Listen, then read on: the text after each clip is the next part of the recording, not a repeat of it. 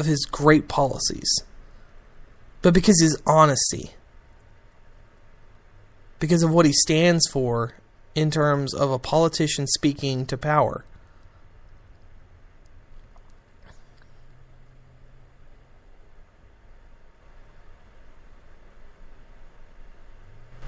If more politicians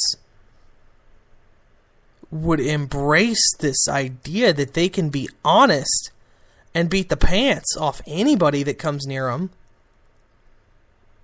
well, quite frankly, they'd be a hero. They'd win. They would be an anomaly.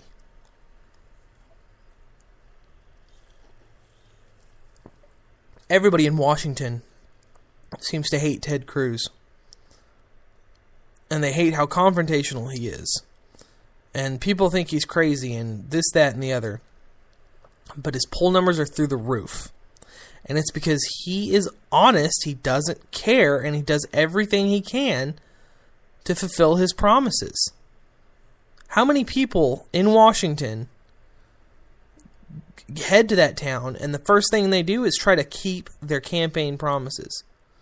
Most of these people you elect into the Senate, you never hear another thing about them. So-and-so got a chunk of funding for our town. Saved X amount of jobs by spending your taxpayer dollars to pay these people.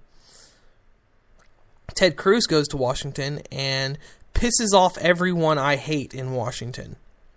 I mean, there are things I disagree with him on, but I cannot disagree with the way he's doing business. I love that he doesn't put up with this nonsense. It's a fantastic, fantastic way to do business. I love it. But the point is, more people should be like that. Anyway, we're going to take a quick break. We'll be back in a minute.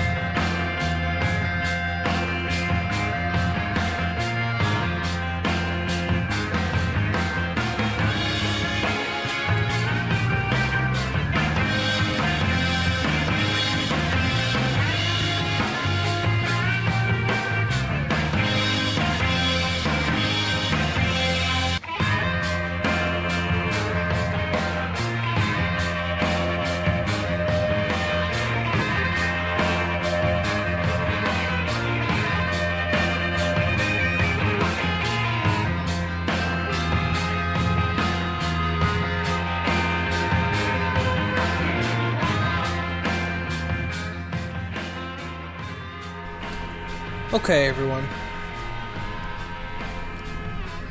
Move along through some of these headlines a little further here.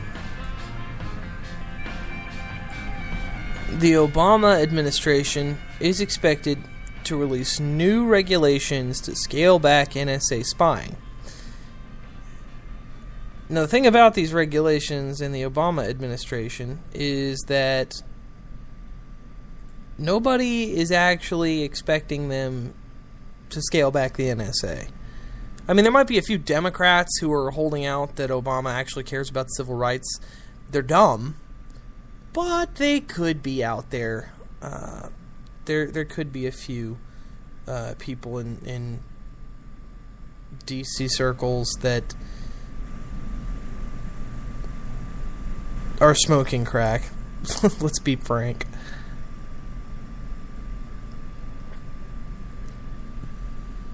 Well, the thing is, Obama's not going to propose any restrictions on the NSA. He has said multiple times, I think that we've struck a great balance of screwing you over and spying on all of you. And he's going to stick to that. He's not planning on doing anything meaningful with this NSA scale back that people are talking about. He's not going to stop collecting the metadata. He's not even willing to push the metadata collection over to the private sector, which I think is stupid. They should just not collect it at all, because screw you, stay out of my business. Am I being detained? Am I being detained? Exactly. No, this is complete and utter nonsense. And Obama's not going to do anything. He's not going to do anything about this NSA stuff. He's not going to stop spying. He's not going to stop spying. He's not going to stop spying. Once they've taken your rights, they're not going to give them back willingly. Obama is more flexible now that he doesn't have to run for re-election. He is not going to scale back the NSA. You want to scale back the NSA? Demand Congress do it. This is where Rand Paul and Ted Cruz should be kicking people in the teeth. I mean, they talk about how Ted Cruz held the country hostage over Obamacare with his filibuster. No, this government shutdown was not the side effect of Ted Cruz holding the country hostage. It was a strategy that Republicans nixed on and screwed the whole pooch. Because Republicans have this mentality that, oh, the Democrats will never give up, so we should give up. This failure mentality. Imagine if World War II vets had said that in Nazi Germany. Imagine if World War II vets had said that on the beaches of Normandy. The Germans keep shooting at us. We should just let them kill us. It's hard. Cowards and traitors, they would have been branded if they had done that.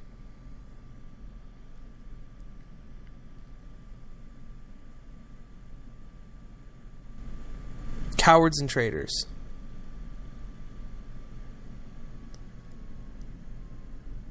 So when Republicans can't even square off against the ugly mug of Harry Reid, who I admit, if they put him in a Nazi officer or an SS uniform, I would say he probably wouldn't look out of place. I mean, I don't think he's a Nazi at all, but I mean, he's got those jowls and that mean look with that soft-spoken voice that you just expect out of a cartoon-esque Nazi character in a movie. You know what I mean? Kind of like the guy from Inglourious Bastards, the Quentin Tarantino movie. The guy that, oh, that's a bingo! And he's got this kind of nice, soft-spoken voice, but he's an evil Nazi fink. Same thing. That's Harry. I mean, you see how they're kind of similar? They're both old, soft-spoken, like small men. That's, I could kind of see Harry Reid. You must not disobey the Fuhrer. I mean, I could see it. Not calling him a Nazi. That's dumb. He's a socialist, not a national socialist. Oh, yeah, he doesn't support the military. He's not a Christian. He is pro-abortion.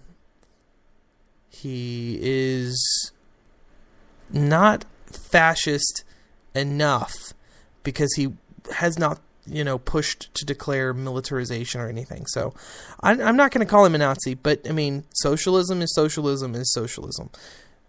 But the point is, I know you guys can see it. I know you folks at home can see it. The gray uniform with the Imperial Eagle, maybe one of those officers' hats, little red armband. I know you can imagine it. Of course, you folks could probably imagine a lot more than I can about some of these politicians. The point is, got a little off track here with the Harry Reid joke. I think, personally, that Ted Cruz, Rand Paul, Tea Party should be doing everything in their power to pull this NSA nonsense. I don't think that's too much to ask. I don't think it's out of line. I think they should be pushing to fight against the NSA. I think that state politicians should be pushing to remove water, sewage, and electricity from going to the buildings. NSA Data Collection Center in Utah, powerless, waterless, sewageless, gaping hole in the ground in Utah.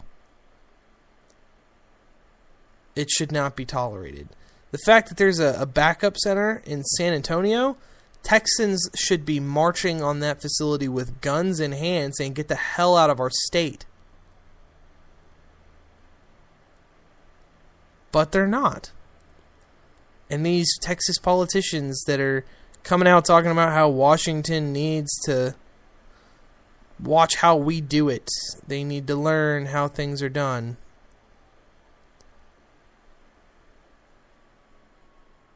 Well, it's kind of hard to tell them that they need to watch us do anything.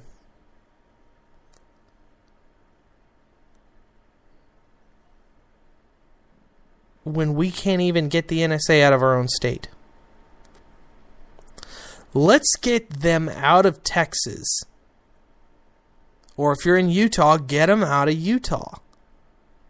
If you're in any other state that's got one of these NSA centers, do your part to shut that facility down. Shut it down. Get the water turned off. Get the power turned off. Cut the sewage lines. Cut the communication lines.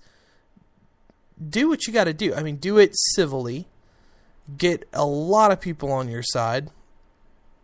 And push for it to nullify this NSA crap. Tell them, hey, if you're going to spy on us, you're not going to spy on anyone. If you're not going to protect our civil liberties, you're not going to do your job. You're not going to have a facility. You're going to get sent home. And you're going to get sent home to another state because you're not welcome here. We don't want your kind around these parts. Basically. Now, I want to talk a little bit about the Texas governor's race. Now, I know not all you listeners are from Texas, but I think it's important to note, I mean, this is kind of... Texas is a good indicator of how the country's going. Especially because Democrats are doing so much better than normal in this bastion of conservatism. Now, the only polls I have are a year old, and they're not good sample sizes. I mean, they're within the margin of error, 3 to 5%. So I've averaged them all together. It's 7 polls in total that span all of 2013. So I've averaged them together to kind of get a more general idea of where the candidates are sitting. Now, right now, you've got Greg Abbott, who's sitting at 42.86% average. So roughly 43% he's averaging in the 7 polls. Top number that he's been polled at is 50%. Lowest is 29%.